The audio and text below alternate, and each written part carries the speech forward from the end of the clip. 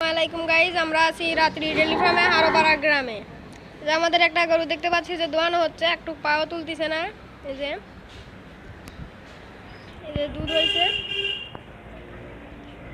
আচ্ছা ভাই, এই গরুর দুধ হয় কতটুকু? 20 কেজি। দাঁতে কয়টা? দাঁতে 6 দাঁত। দাঁতে 6 দাঁত। বাচ্চা কি বাচ্চা?